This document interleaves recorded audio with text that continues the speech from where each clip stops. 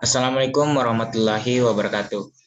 Perkenalkan, nama saya Peter Wansyah dengan NIM H2016452, kelas 4B TRPL semester 4. Pada kesempatan kali ini saya akan menjelaskan tentang diagram ERD.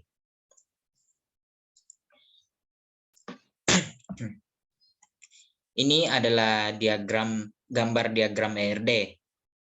Yang pertama yaitu buku, yang di dalamnya ada pengarang, judul, kategori, penerbit, tahun, dan ID buku. Selanjutnya ada anggota, yang di dalamnya ada ID anggota, nama, jenis kelamin, nomor telepon, dan alamat.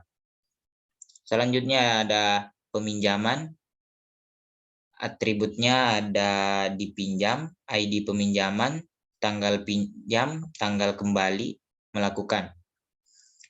Kemudian ada petugas, yang di dalamnya ada username, password, nama, level, nomor petugas. Simbol diagram ERD. Di dalam diagram ERD ada beberapa simbol, seperti pada gambar berikut. Yang pertama yaitu entitas atau entity. Entitas adalah kumpulan objek yang dapat didefinisikan secara unik. Yang kedua, atribut. Atribut adalah kolom atau field yang menjadi bagian detail dari entitas. Selanjutnya ada atribut kunci, yaitu atribut yang bersifat unik dan menjadi kunci pada entitasnya. Kemudian ada atribut multinilai. Atribut multinilai adalah atribut yang memiliki lebih dari satu nilai. Kemudian ada relasi, yaitu penghubung antar entitas yang biasanya diawali dengan kata kerja.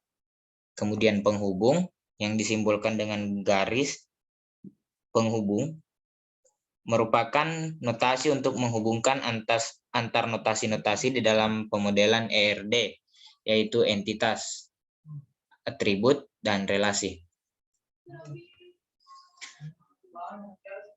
Membuat ER diagram.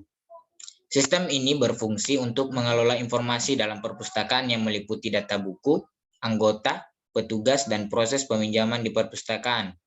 Berikut adalah aturan-aturan yang perlu diperhatikan saat membuat rancangan Entity Relationship Diagram. Yang pertama, untuk dapat melakukan peminjaman seorang pengunjung harus menjadi anggota.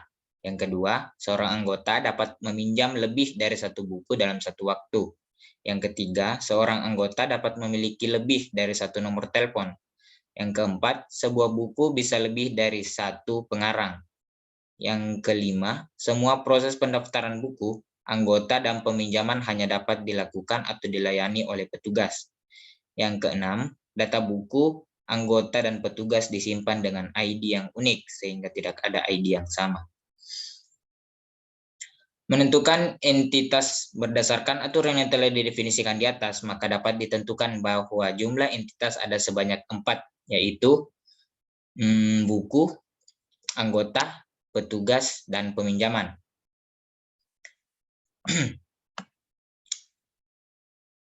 Menentukan atribut. Pada satu buku ada beberapa atribut, yaitu ID underscore buku, integer, judul, string, pengarang, string, kategori, integer, penerbit, string, tahun, date. Yang kedua, anggota, ID anggota, integer, nama, string, jenis kelamin, integer, nomor telepon, string, alamat, string. Yang ketiga, petugas, atributnya ada username, string, password, string, nama, string, level, integer, nomor petugas, integer. Dan yang keempat, ada peminjaman, atributnya ada ID peminjaman, integer, tanggal pinjam, date, tanggal kembali, date. Menentukan kardinalitas relasi.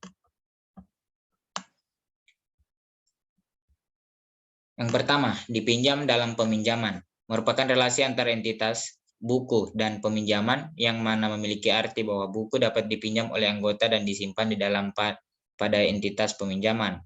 Kardinalitas antar entitas, buku, dan peminjaman adalah one to many karena sebuah buku dapat dipinjam oleh banyak anggota. Yang kedua, melakukan peminjaman. Merupakan relasi antar entitas anggota dan peminjaman, di mana anggota yang melakukan peminjaman buku akan disimpan pada entitas peminjaman.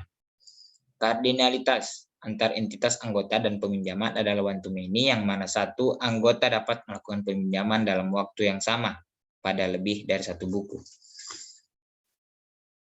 Yang ketiga, peminjaman dilayani. Merupakan relasi antar entitas petugas dan peminjaman, di mana semua proses peminjaman akan dilayani oleh petugas. Kardinalitas relasi antar entitas petugas dan peminjaman adalah one to many karena satu petugas dapat melayani banyak peminjaman buku. Sekian penjelasan dari saya. Assalamualaikum warahmatullahi wabarakatuh.